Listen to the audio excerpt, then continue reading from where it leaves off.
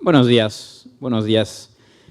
Buenos días a todos, a los que están aquí en nuestro local de Cancún y a todos los que nos ven a través de las redes sociales. Vamos a empezar este tiempo de estudio bíblico, orando. ¿Les parece bien que oremos? Vamos a pedir al Señor que nos acompañe. Señor, gracias por este tiempo. Hoy venimos, Señor, como cada domingo, a aprender más acerca de tu palabra, Señor. Te pedimos, Espíritu Santo, que tú me ayudes a transmitir, Señor, lo que tú tienes para nosotros, y prepara también nuestros corazones para escuchar, Señor, y entender bien, Señor, tu palabra como tú quieres que sea entendida. En el nombre de Cristo Jesús, amén y amén. Bueno, muy bien. La semana pasada comenzamos este estudio. Estamos hablando de nuestras convicciones. Y ahora estamos hablando acerca de la convicción número 12, la cual tiene que ver con el bautismo en el Espíritu Santo, ¿verdad? Vamos a ver este pasaje, Lucas capítulo 24, versículo 49. Dice: He aquí, yo enviaré el cumplimiento de la promesa de mi Padre sobre ustedes, pero quédense ustedes en la ciudad hasta que sean investidos de poder de lo alto. Muy bien. El bautismo en el Espíritu Santo. Y vamos a hacer rápidamente una retroalimentación de lo que vimos, ¿sí? Dijimos que a lo largo de esta semana, quizá esta sesión y una más, voy a intentar explicar pues qué es el bautismo, ¿verdad? De dónde viene, para qué es, ¿verdad? ¿Qué función tiene? Y cómo puedo yo recibirlo. ¿Cómo puedes tú recibirlo? Bien, dijimos la semana pasada qué es. ¿Qué es el bautismo en el Espíritu Santo? El bautismo es estar lleno, ¿verdad? Estar llenos de la palabra bautismo. Dijimos que significa literalmente sumergir. Es estar sumergidos, estar llenos totalmente de el Espíritu Santo, que es la tercera persona de la Trinidad, ¿verdad? Creemos en un Dios trino que se manifiesta como Padre, que se manifiesta como Hijo y se manifiesta como Espíritu Santo. El Espíritu Santo es Dios mismo, no es una energía, no es una energía cósmica que no tiene conciencia o impersonal, no. El Espíritu Santo es el Dios creador del universo, es la persona que ha formado todo lo que vemos, ¿verdad? Y claramente está hoy, ¿verdad? Dice la Escritura que en estos tiempos es en la forma del Espíritu Santo como Dios manifiesta hoy en su iglesia su poder. ¿De acuerdo? El Espíritu Santo es Dios mismo. Y Dios mismo tiene carácter, tiene conciencia, tiene planes. Hay cosas que le agradan, hay cosas que no le agradan, como cualquier persona, ¿verdad? No es un ser humano, evidentemente, nuestro Dios no es un ser humano, pero es una persona, tiene personalidad. Y nosotros, pues es importante entenderlo para conocerle, ¿verdad? En una relación natural, en una relación sana, en una relación de amor, en una relación de amistad, es necesario que ambas partes se conozcan, ¿verdad? Y que ambas partes pues tengan un respeto mutuo. Yo no puedo relacionarme con una persona si yo todo el tiempo estoy cometiendo algún tipo de acción o acto insensible a esa persona que le molesta y todo el tiempo la estoy manteniendo incómoda, como es natural. En tu caso como en el mío, así somos las personas. Si a una persona nos incomoda constantemente, no queremos estar con esa persona. Nos cuesta trabajo estar con esa persona y llegará un momento en el que se romperá la relación con esa persona, a menos que esa persona cambie, ¿verdad? Este es el tema exactamente con nuestro Dios. Amén. Y el bautismo del Espíritu Santo es esta llenura, es una experiencia en donde el Señor viene, nos llena de Él, nos da una plenitud. Y es la promesa, de hecho, está escrito, ¿verdad? Está escrito, dijimos que tiene más de 2000, entre 2500 y 2700 años ha anunciado, escrito, que esta promesa llegaría a los que creyéremos en el Evangelio de Jesucristo. ¿Ok? Amén. Es estar llenos de Él. Y es una experiencia independiente del nuevo nacimiento y del bautismo en agua. Son tres experiencias distintas e independientes una de otra. La Biblia habla de un nuevo nacimiento. Si tú no lo sabes, así lo expresa el propio Jesucristo en el Evangelio de Juan, capítulo 3. Ustedes recordarán una charla que tiene con un hombre, ¿verdad?, que lo va a visitar de noche, un hombre de los políticos, religiosos de la época, un principal, ¿verdad?, de ahí en la ciudad. Se acerca de noche con Jesús, así un poco escondidas, y para hacerle preguntas acerca del reino. O sea, este hombre se llama Nicodemo. Y entonces ahí tiene una charla con él y Jesús le dice algo muy interesante. De ahí sale el versículo más usado en la historia del evangelismo, que es Juan 3:16, ¿verdad? Pero él le dice, mira, de cierto te digo, que si no naces de nuevo, no entrarás al reino de los cielos. Incluso Nicodemo dice, ¿cómo que nacer de nuevo? No me cuadra esto que me estás diciendo. ¿Cómo? O sea, yo tengo que volver a entrar al vientre de mi madre, ¿o de qué estamos hablando? Entonces Jesús le aclara, ¿no? Estamos hablando de espíritu. Yo lo explico de la siguiente forma.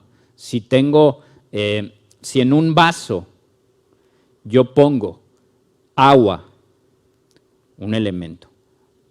Segundo elemento, pongo jugo, zumo de limón. Y en un tercer elemento, azúcar. Y mezclo los tres elementos, ¿qué sale de ahí? Una rica y refrescante limonada, ¿verdad? Si yo cambio uno de los tres elementos, por ejemplo, pongo el jugo de limón, pongo el azúcar, pero pongo petróleo, ¿qué me sale de ahí? No sale limonada, ¿verdad? Aunque hay dos elementos idénticos, cuando cambia uno, el resultado final del elemento cambia. Aquí Jesús le explica a Nicodemo, mira, cuando llegamos al Señor, pues tu cuerpo sigue siendo el mismo, ¿no? Si me hizo una cicatriz de niño, sigo teniendo la cicatriz. Sigo teniendo el mismo color de ojos, de piel, de estatura y tamaño. El cuerpo queda igual. La mente, el corazón, el alma, la mente, sigue siendo, yo sigo teniendo los mismos recuerdos, la misma educación, el mismo bagaje y mi mismo carácter. Eso no ha cambiado. Mi cuerpo y mi alma quedan iguales. Pero cambia el espíritu. Cambia el espíritu. El espíritu es radicalmente un cambio que hace el Señor, en donde dice la Biblia, ¿verdad?, que antes no tenía vida en mi espíritu, no tenía un contacto con Dios, pero después lo tengo. Entonces aquí es donde viene un nuevo nacimiento. Como cambia el espíritu, cambia la persona y cambia radicalmente. Y eso es uno de los mayores milagros que podemos experimentar, el nuevo nacimiento de una persona. Y este episodio del nuevo nacimiento es totalmente independiente al bautismo del Espíritu Santo y al bautismo en agua. Es importante tenerlo claro. Lo que pasa es que hay personas que cuando han sido bautizadas en agua, en ese momento han nacido de nuevo, por eso a veces se confunde. ¿Puede pasar las dos cosas al mismo tiempo? Sí, claro, pero eso no quiere decir que a todo el mundo le ocurra igual. En mi caso, el día que yo recibí el bautismo del Espíritu Santo, en ese instante nací de nuevo, yo. Pero he visto personas que no es así, porque, insisto, son independientes uno de otro. El bautismo en agua, como lo sabemos, es un acto, ¿verdad? Es un mandamiento en donde se bajan las aguas, ¿verdad? Es un mandamiento que simboliza el arrepentimiento de nuestros pecados y un compromiso para ser seguidores de Cristo, un compromiso público.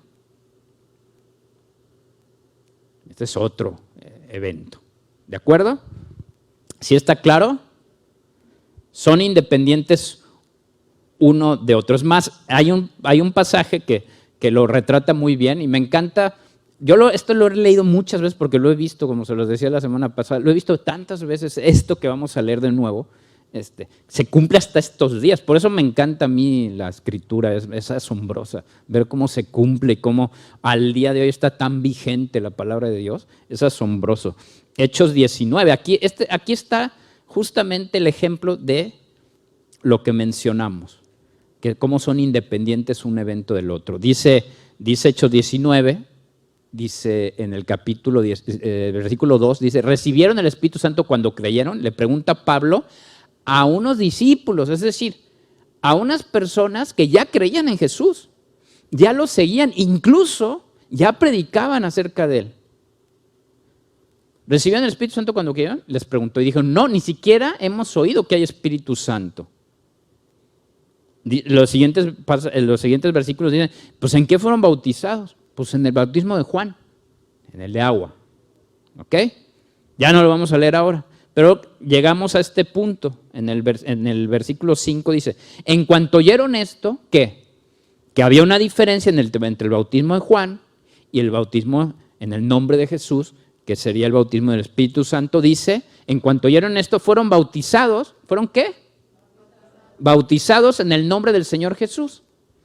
Después, cuando Pablo les impuso las manos, el Espíritu Santo descendió sobre ellos y hablaron en otras lenguas y profetizaron. Habían unos 12 hombres en total. Hombres cristianos, discípulos de Jesucristo, que todavía no habían recibido esta experiencia. ¿Está bien? La Biblia es clara en este sentido. Bien. Luego, ¿de dónde viene? ¿De dónde proviene? ¿Cuál es la fuente del bautismo del Espíritu Santo? Pues proviene de Dios mismo. Es una promesa que viene de Dios mismo. Que Jesús en su ministerio, a lo largo de su ministerio en forma corporal, Él fue anunciando esta promesa. De hecho, llega un momento en donde le dice a las personas, les conviene que me vaya, porque en cuanto yo me vaya en forma corporal, mi Padre enviará esta promesa. ¿Verdad? Es una promesa de Dios dada a los que crean en el Evangelio de Jesucristo. Amén. Muy bien. Luego decíamos, ¿para qué es?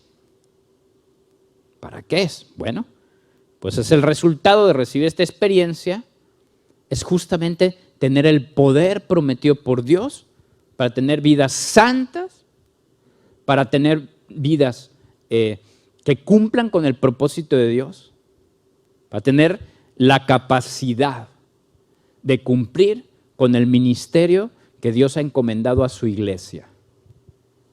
Tenemos un Dios que no se limita a dar mandamientos, sino que además de los mandamientos nos da el poder para poder cumplir con los mismos.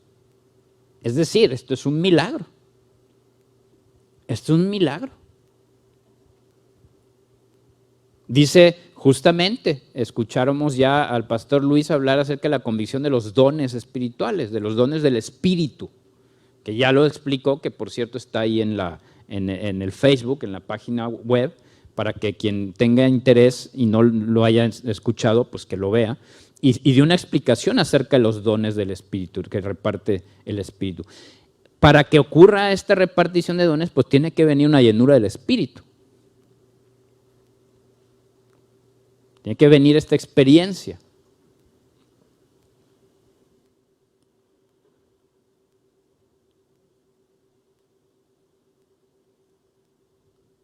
Podemos, escucha bien esto, podemos tener una relación con Cristo como Señor y Salvador y aún así seguir siendo cristianos débiles o sin poder.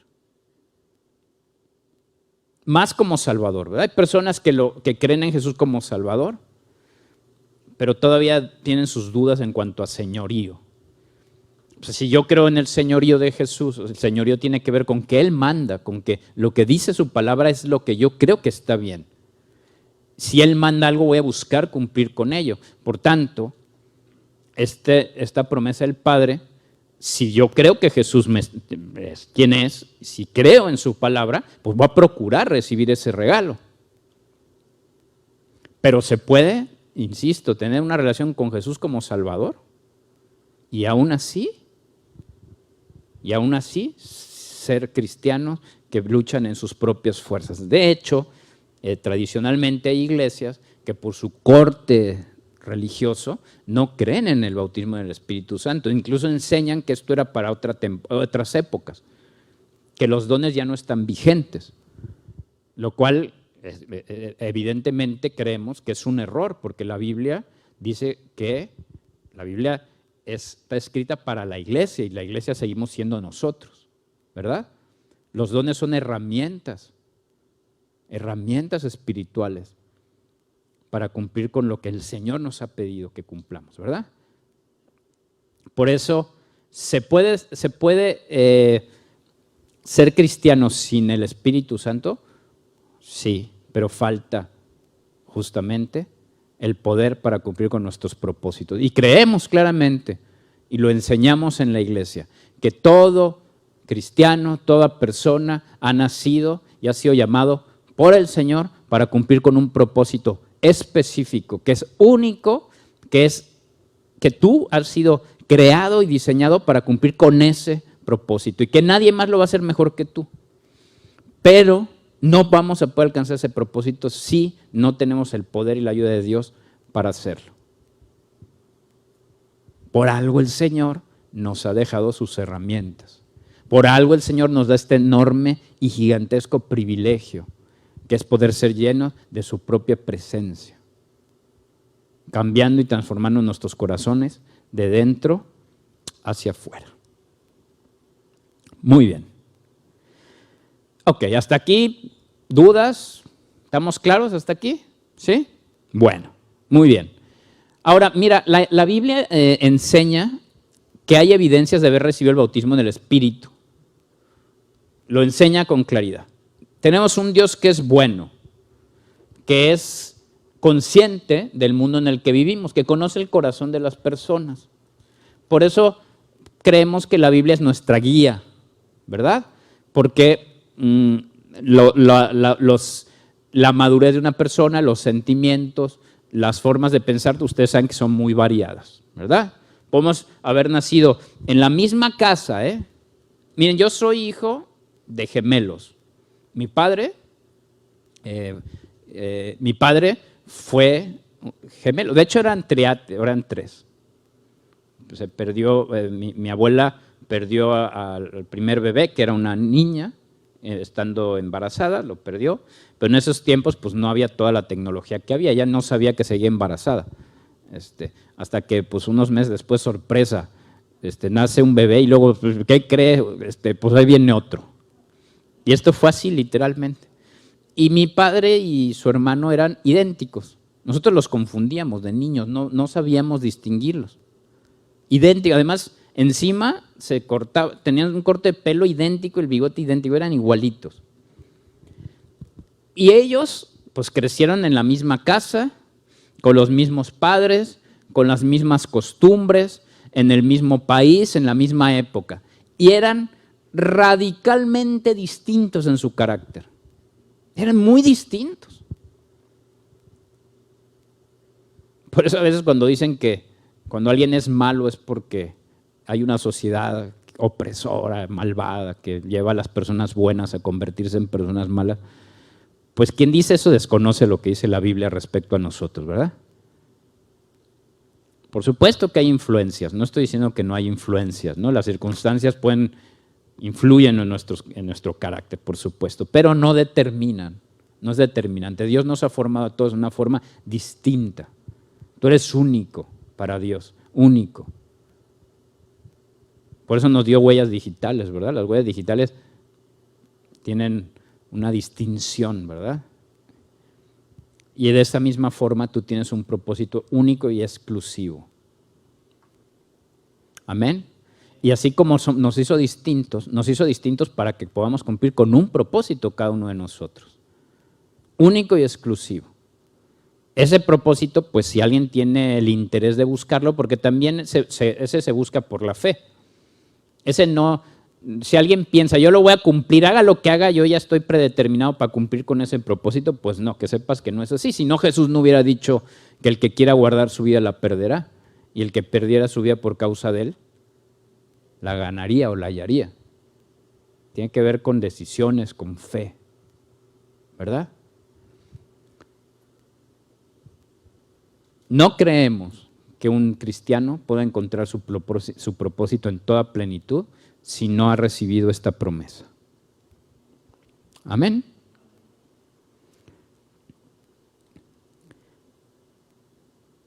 Y hay evidencias de haberlo recibido. Las hay. Las hay. ¿Ok? No es una cuestión subjetiva.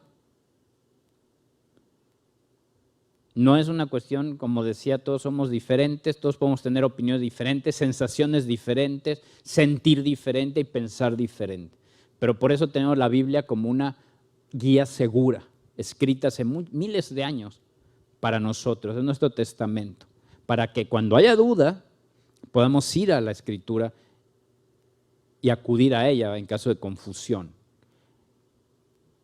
Voy a empezar hablando de las evidencias con... ¿Se acuerdan que hablé de las reacciones? ¿No? A mí me gusta mucho analizar las reacciones de los personajes bíblicos.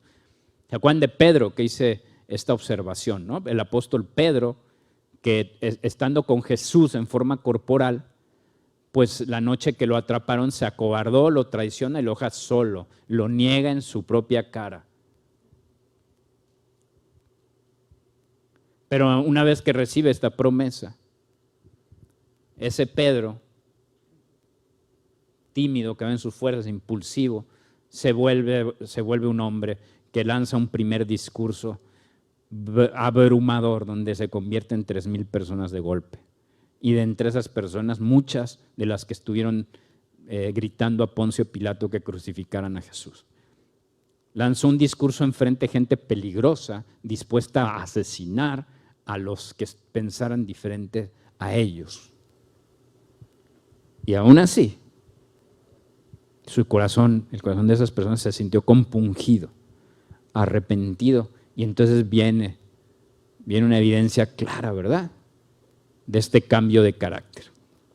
Hay otra reacción de un hombre, tristemente, es un hombre tristemente popular, que incluso hay un término religioso para describir esa actitud, y es un hombre llamado Simón. ¿A quién le suena este? Simón.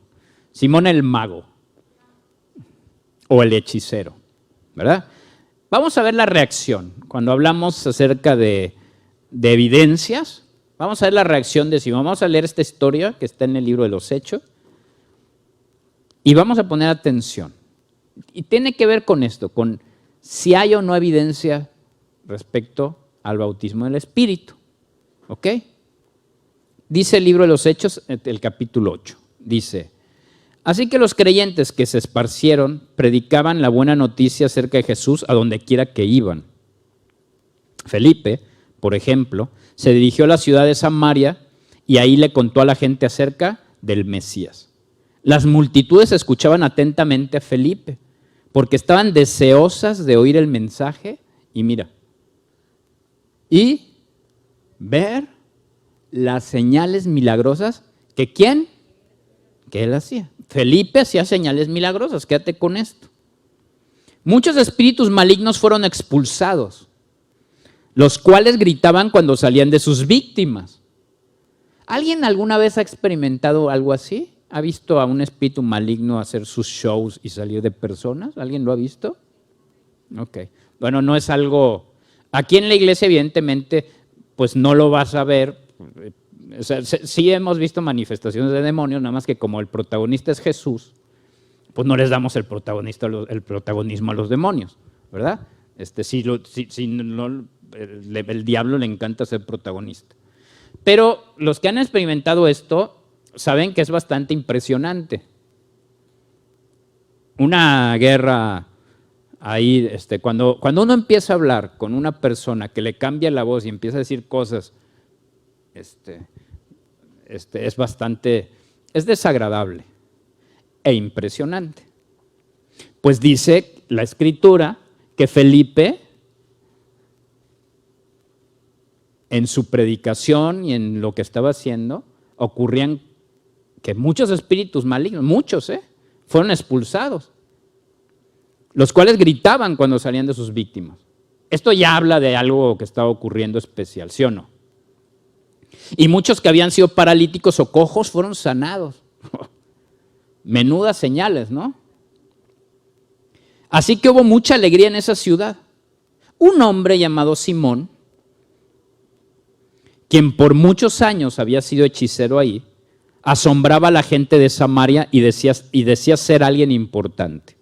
Todos, desde el más pequeño hasta el más grande, a menudo se referían a él como el grande, el poder de Dios. Lo escuchaban con atención porque por mucho tiempo él los había maravillado con su magia. Pero ahora la gente creyó el mensaje de Felipe sobre la buena noticia acerca del reino de Dios y del nombre de Jesucristo. Como resultado, se bautizaron muchos hombres y mujeres. ¿Sé qué? Se bautizaron. Luego, el mismo Simón creyó, el hechicero, y fue bautizado. Comenzó a seguir Felipe a todos los lugares a donde él iba. O sea, no solamente se convirtió, sino que Simón se interesó en el tema. O sea, Simón estaba viendo cómo echaba fuera demonios, cómo levantaba paralíticos y cojos de sus lechos, ¿verdad? Y dice, Simón estaba, ¿qué? Asombrado por las señales y los grandes milagros que Felipe hacía. Cuando los apóstoles de Jerusalén oyeron que la gente de Samaria había aceptado el mensaje de Dios, enviaron a Pedro y a Juan allá. En cuanto ellos llegaron, oraron por los nuevos creyentes. ¿Para qué? Para que recibieran el Espíritu Santo. Ellos llegaron y oraron para que recibieran el Espíritu Santo. Dice el 16, el Espíritu Santo todavía no había venido sobre ninguno de ellos porque solo habían sido bautizados en el nombre del Señor Jesús. ¿Ok? ¿En qué habían sido bautizados? En agua. Entonces Pedro y Juan, ¿qué hicieron? Impusieron sus manos sobre esos creyentes y recibieron el Espíritu Santo. Cuando Simón vio que el Espíritu se recibía, cuando los apóstoles imponían sus manos sobre la gente, les ofreció dinero para comprar ese poder. Dice el 19, déjenme tener este poder también, exclamó. Fíjense, este hombre había estado con Felipe, viendo los milagros que vio. Y no hay registro de que hubiera hecho esta misma propuesta a Felipe. ¿Qué le llamó la atención a Simón? Mucho más que demonios saliendo y cojos levantándose. ¿Qué llenó su corazón más de codicia? ¿Echar fuera demonios? ¿Sanar enfermos? ¿O ver que claramente habían evidencias de que cuando los apóstoles oraban por las personas, recibían el bautismo en el Espíritu Santo? Por tanto, es clarísimo que el bautismo en el Espíritu Santo no es un episodio que pueda pasar desapercibido. Hay evidencias. Amén. Dice, déjenme tener este poder, exclamó. Bueno, y luego viene algo interesante, ¿verdad? Para que cuando yo imponga mis manos sobre las personas, reciban el Espíritu Santo. Pedro le respondió, que tu dinero se destruya junto contigo por pensar que es posible comprar el don de Dios. Tú no tienes ni parte ni derecho en esto porque tu corazón no es recto delante de Dios. Arrepiéntete de tu maldad y ora al Señor. Tal vez Él perdone tus malos pensamientos, porque puedo ver que estás lleno de una profunda envidia y que el pecado te tiene cautivo. Oren al Señor por mí, exclamó Simón. Que no me sucedan estas cosas terribles que has dicho.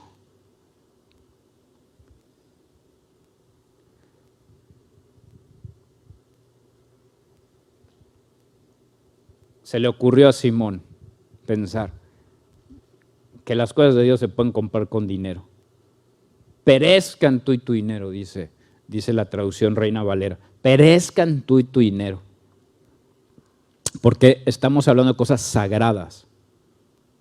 Estamos hablando de cosas que tienen que ver con Dios mismo y que tenemos que ver con un profundo y reverendo respeto. Dios es Dios. Y Él nos ha dado el privilegio de tener este tipo de contactos con Él. Pero Él sigue siendo Dios. Aquel Dios que las personas en la antigüedad tenían más respeto que hoy. Es que esta generación por Él. Aquellas generaciones que decían, si he visto a Dios voy a morir. Porque ¿quién puede estar vivo delante de la santidad del Todopoderoso? Cuando se presentaba a Dios, la gente que quedaba temblando del susto y del miedo, diciendo, ¿cómo podré yo seguir viviendo? Pues gracias al Evangelio de Jesucristo, por el sacrificio de nuestro Señor, por lo que hizo el Cordero de Dios en la cruz, hoy podemos estar de pie, sin merecerlo, sin tener méritos propios, podemos tener la presencia de Dios en nuestras vidas sin morir.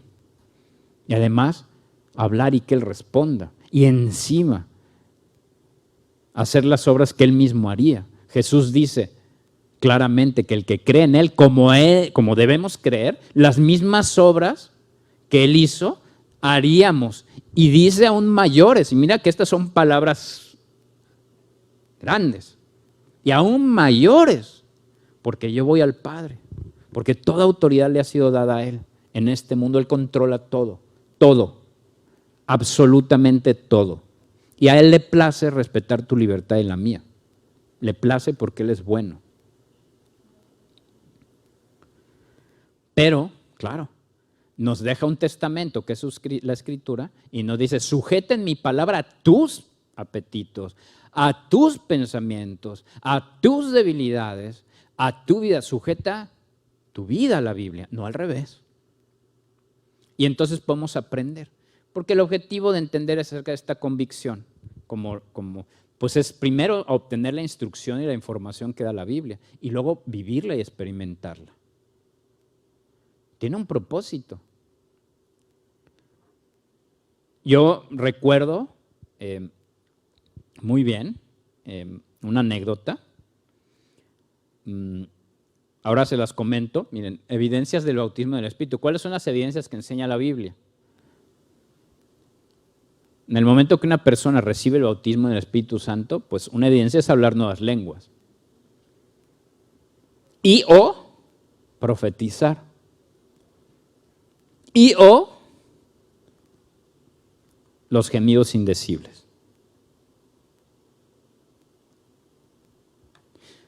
Hace algún tiempo, ustedes, los que han estado en los bautismos en agua, cuando salen las personas, oramos para que reciban el bautismo del Espíritu. Y recuerdo que, bueno, pues a veces cuando estamos orando y la persona quiere orar en lenguas, ¿verdad? Hay un ambiente en donde se empieza a escuchar cómo las personas empiezan a hablar en gemidos indecibles.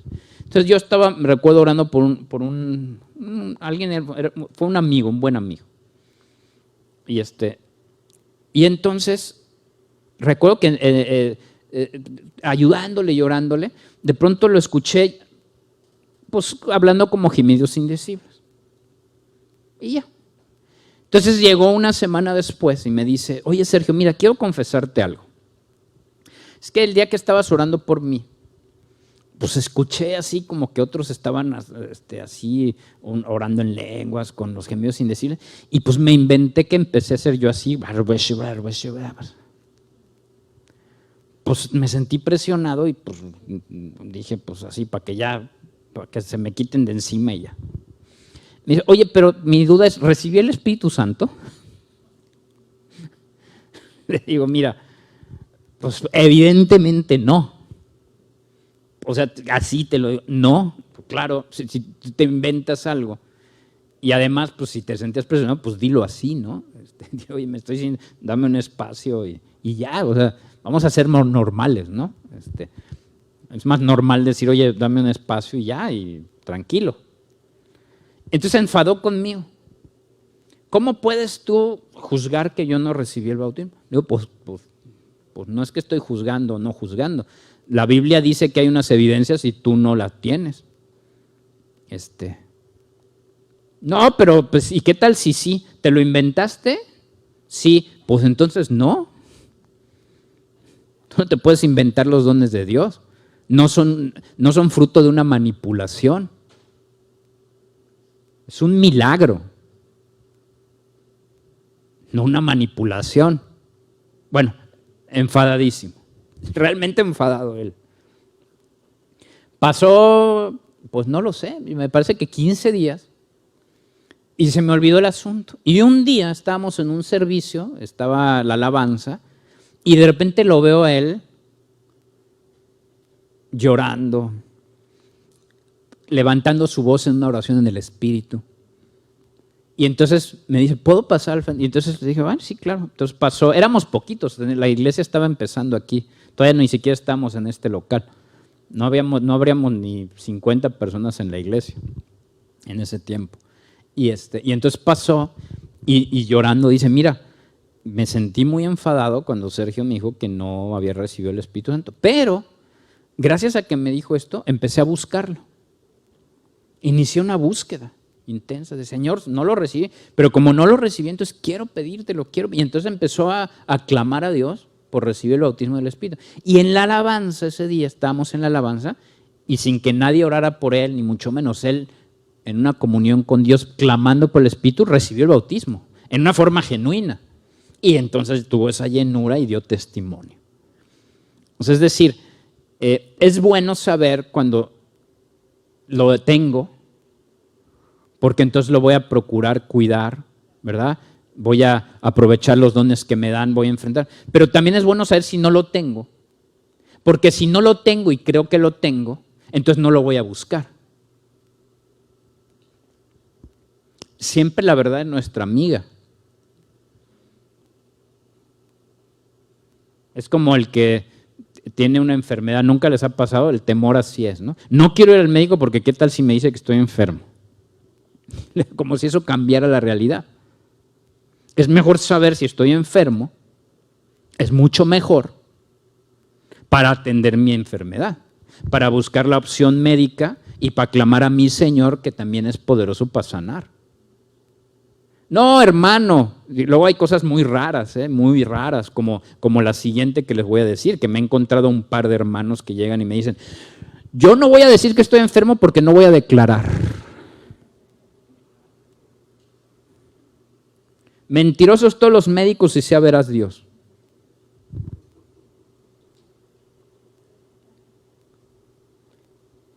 O sea, es como una forma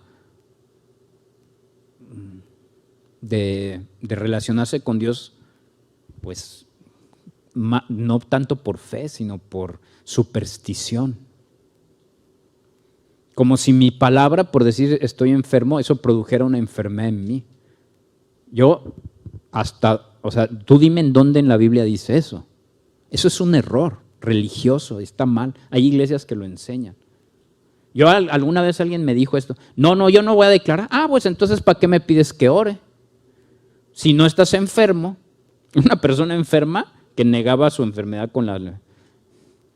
si no estás enfermo, entonces, pues entonces ¿por qué voy a orar por ti? Pero si reconozco que sí lo estoy en una forma seria, entonces primero me aseguro de conocer la verdad. Estoy enfermo. Me aseguro que un médico me diga y me diagnostique correctamente. Y entonces con mi padecimiento, entonces voy con un Dios bueno que le digo, Señor, estoy enfermo, ¿me ayudas?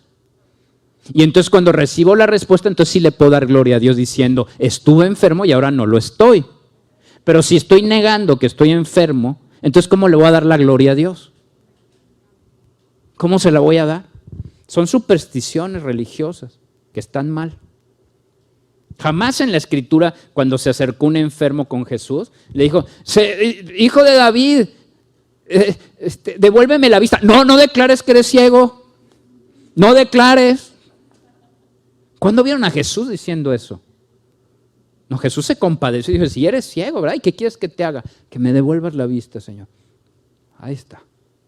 Hay una enorme diferencia. Pues lo mismo cuando hablamos de este tipo de cosas con el bautismo del Espíritu Santo y otras. Si no lo tengo, no lo tengo. Y gloria a Dios que sé la verdad, porque entonces voy a emprender una búsqueda para recibirlo. Es como el nuevo nacimiento. ¿Has nacido de nuevo? Sí, gloria a Dios, hermano. ¿Cuándo?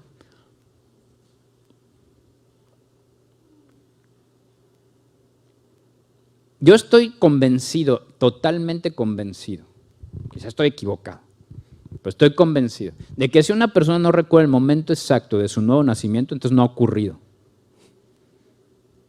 Porque no puede pasar desapercibido. Son eventos que hacen un antes y un después en la vida de una persona. Es un milagro asombroso.